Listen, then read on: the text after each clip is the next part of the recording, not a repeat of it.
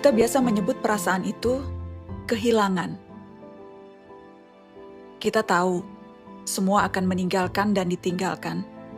Kita tahu, tapi tak pernah betul-betul siap. Selalu terasa tiba-tiba, seketika, meninggalkan lubang di dada. Apalagi Kamis 26 Mei 2022. Jelas, tidak ada yang siap dengan kabar itu.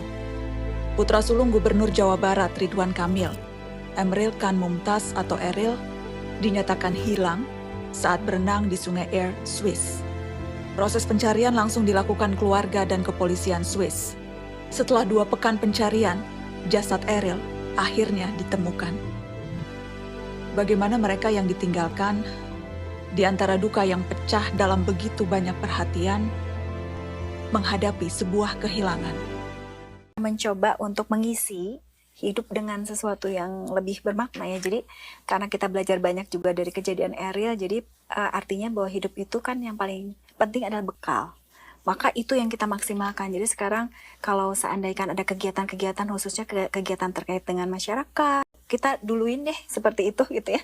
Kalau memang misalnya waktunya sangat memungkinkan, itu kita lakukan itu. Jadi sekarang sibuk lebih banyak untuk kita mencari makna lah dalam kehidupan seperti itu.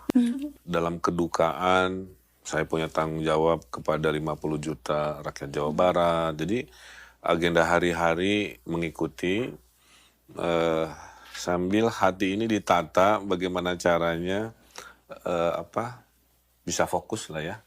Walaupun nggak bisa dihindari kan manusiawi ya. Makanya guru kami mengajarkan kalau ingat kepada yang disayang cepat doa gitu. Kalau diingat tuh jangan dilama-lama. Karena kalau ingat Eril lagi ngapain saya Al-Fatihah gitu. Itu cara terbaik mengingat orang yang sudah berpulang itu.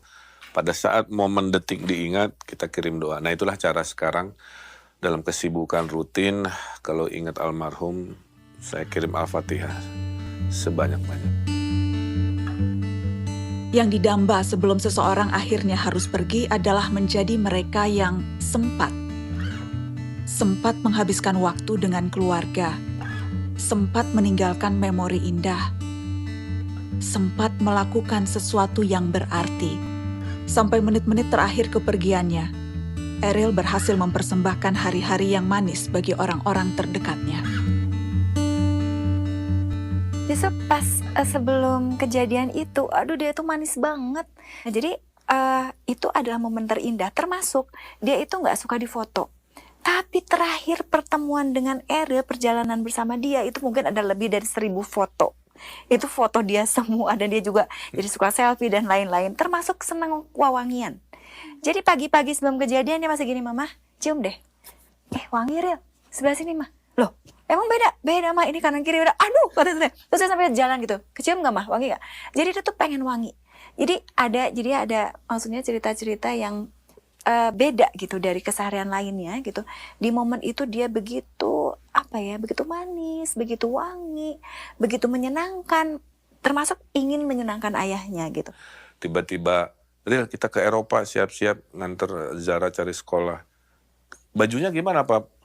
Kok tumben Iya, nanya baju kan? tiba-tiba gitu. Kan seleranya beda. Biasanya cuek banget, gak Ril, pernah mikirin biar baju. nanti foto keluarganya keren, rada matching-matching ya saya bilang. Jadi bawa 4 sepatu, 4 ya olahraga, sepatu gini. Nurut Mbak. Iya, nurut banget. Terus jasnya gimana? Matching-matchingin. Nah, ada jas warna ini, warna itu. Aku harus pakai topi juga. Iya kan Bapak pakai topi biar matching. Nurut gitu. Padahal sebelumnya terserah Mama aja. Aku yang biasanya nyiapin bajunya dia gitu kalau mau kemana-mana. Itu enggak dia sendiri. Dia mau nyenengin Kang Emil tuh. Iya, dan dia juga ada keinginan. Jadi di Dia trip itu tiba-tiba kami susah cari foto selama ini sebelum trip itu ya. Di trip itu tuh tiap belokan foto, tiap ada background keren apa dan semua. Iya, itu.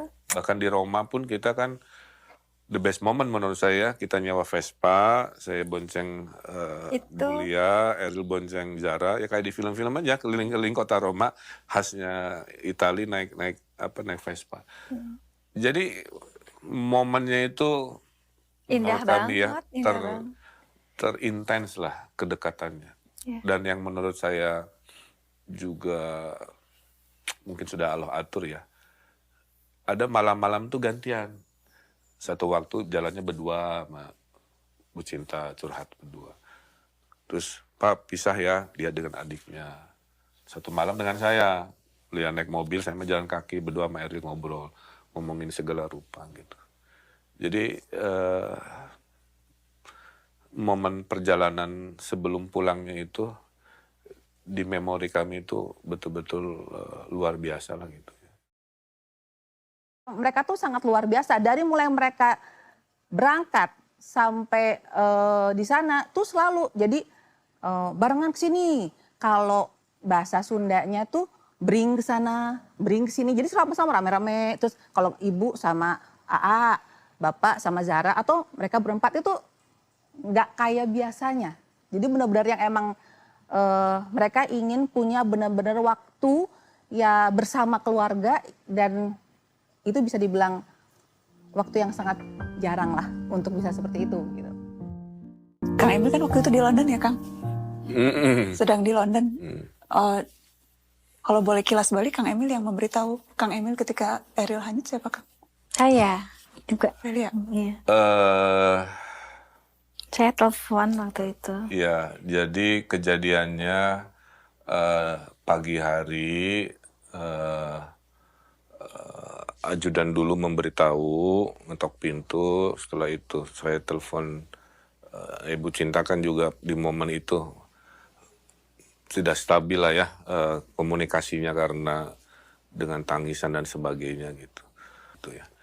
Nah, tapi kan nggak bisa dipungkiri ya. Saya baru mau buka pintu mengikuti agenda, ada 4-5 kan, ketemu menteri ini.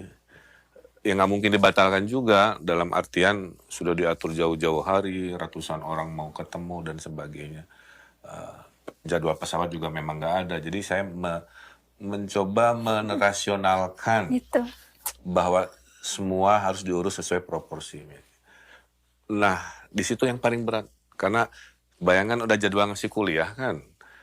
Ngasih kuliah kan harus ceria, padahal setiap kelewat dag-digdug di hati itu nggak bisa dibohongi gitu.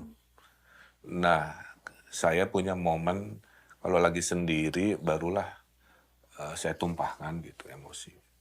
Tapi kalau udah ketemu orang saya menahan diri. Nah, itu paling berat sebenarnya. Iya. Karena saya tahu kalau saya tampilkan sisi humanis emosi saya, ya terjadi viral dan sudah kebuktian di TikTok, di mana ekspresi mata Ridwan Kamil yang komen 5.000, cuman membahas kedap-kedip mata saya. Iya. Nah, itu yang saya bilang, ya ampun, apapun sekarang digali yang menurut saya sih seharusnya tidak harus sampai itulah, tapi itulah resiko hari ini. Iya. Sebetulnya saya juga ikut gemas gitu, karena kalau saya kan ada di lokasi ya pada saat kejadian. Jadi pada waktu itu kan kita semua juga mau berenang sama-sama, karena orang banyak yang tanya, kenapa sih kok dibiarkan berenang? Memang itu tempat wisata gitu, itu memang sungai itu dipakai orang untuk berenang kan gitu, untuk melakukan kegiatan-kegiatan. Jadi sungai itu adalah kehidupannya warga masyarakat di sana gitu. Nah tapi pada waktu itu kan Eril melarang saya, karena pada waktu itu air sedang deras ya, karena glacier sedang mencair gitu. Jadi pada waktu itu Eril bilang nanti mama di sana aja gitu. Jadi pada saat itu saya memang ada di lokasi, hanya arus air itu membawa Eril lebih cepat dibandingkan dengan saya berjalan kan, seperti itu. Nah pada waktu kejadian ada yang kembali ke kami memberitahu bahwa Eril itu terbawa air, tenggelam gitu. Nah itu saya langsung buru-buru ke lokasi yang ada Teteh Zaranya. Di situ kan Zara gemeter gitu, temannya juga tante maafkan gitu ya. Mereka tuh seperti ya agak panik gitu. Terus kemudian mereka juga shock berat gitu. Nah pada waktu itu saya tuh betul-betul ingin terjun pada waktu itu. Saya berpikir ini saya terjun aja atau gimana gitu. Tapi pada waktu itu saya, ya Allah ini harus berpikir cerdas ini. Apa yang harus saya lakukan? Saya bisa saja terjun, tapi saya itu setelah berpikir saya ini nggak jago menyelam, dan air pada waktu itu agak keruh. Saya ini bisa berenang tapi tidak jago menyelam. Maka saya lihat Zara. saya bilang saya harus selamatkan dulu Zara gitu, karena dia dalam keadaan shock. Bagaimana kemudian dia melihat ibunya ikut terjun ke situ dan akhirnya bukan hanya satu tapi dua orang yang hilang gitu kan.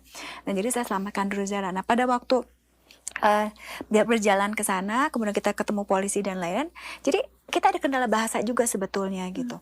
Tapi ada alhamdulillah itu di situ masyarakat yang tahu tuh langsung membantu dan langsung menelepon polisi segala macam kan gitu ya. Terus pas itu saya telepon Kang Emil. Nah itu kita lagi lemes, Kang Emil bilang, iya Teteh sabar aja. Aduh, Bapak ini gimana gitu, kita tuh udah nggak tahan banget gitu ya. Terus gimana kan kalau saya jawab terus ikut teriak dari London. Ya, saya juga ya. Jadi Tapi Kang Emil tuh luar biasa menenangkan saya, sehingga saya pada waktu itu bisa berpikir dengan terang benderang gitu. Kebayang kalau Kang Emil gitu ya panik, maka saya pun akan panik. Tapi Kang Emil tuh tenang. Jadi Kang Emil bilang, Teh tenang, kita ikutin semua dulu prosedur segala macam. Nanti insya Allah saya pulang secepat yang bisa dilakukan gitu ya.